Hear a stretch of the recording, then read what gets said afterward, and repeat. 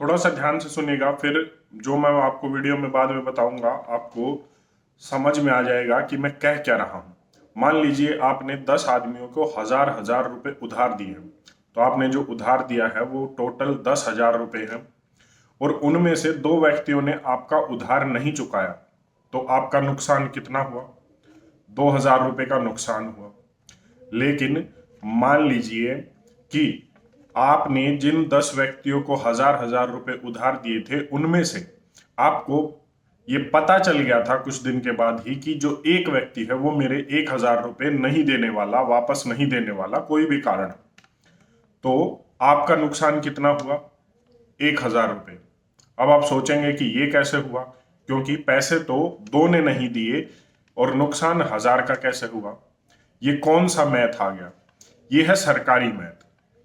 सरकार ये math apply करती है ताकि जो आपने टैक्स दिया है और जो पैसा डकारा गया है उसको बैलेंस किया जा सके। अब बैलेंस कैसे हुआ? क्या वो पैसा सरकारी खाते में वापस आएगा, या वो पैसा आपको मिला जो 1,000 रुपए आपने दिए थे? नहीं। एक बार बता देता हूं कैसे। एनपीए, नॉन परफॉर्मिंग एसेट, ये एक ऐसी चीज होती है जिसे सरकार अपना नुकसान कम करने के लिए या कागजों में कम करने के लिए इस्तेमाल करती है। एनपीए वो होता है कि मान लीजिए बैंकों ने लोन दे दिया और उस लोन में से कुछ अमाउंट अब वापस नहीं आने वाला, तो बैंक क्या करते हैं? बैंक उसको नॉन परफॉर्मिंग एसेट में डाल देते हैं कि हमें उम्मीद नहीं है कि ये पैसा वापस आने वाला है या नहीं आने वाला।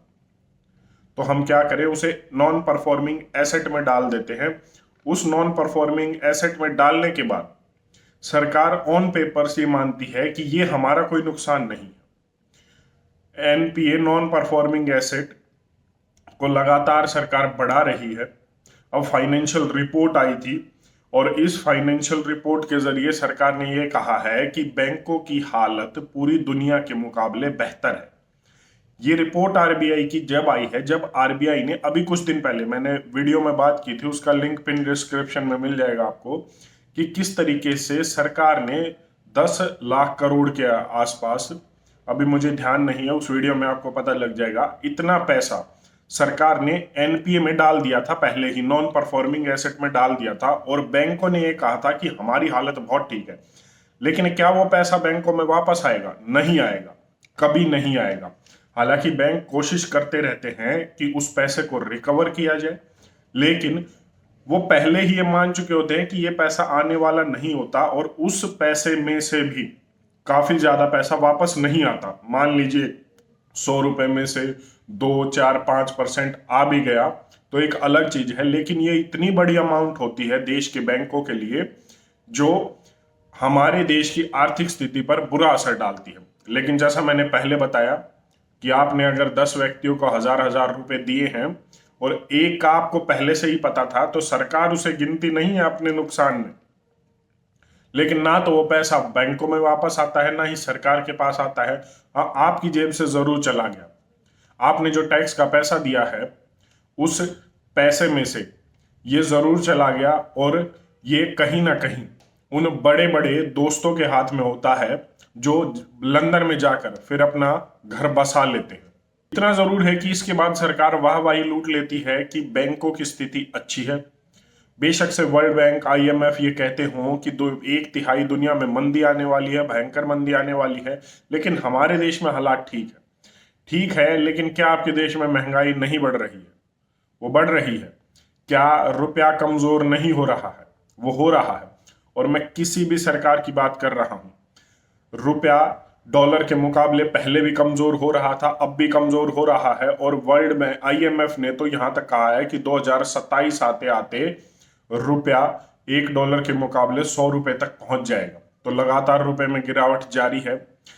ये एक तरह से लोन माफ करना होता है सरकारी कागजों में, कि बड़े बड़े लोन दिए जाते हैं और उन्हें एनपीए में डालकर, नॉन परफॉर्मिंग एसेट में डालकर माफ कर दिया जाता है। उस पर फिर बाद में इतना ज्यादा ध्यान नहीं दिया जाता।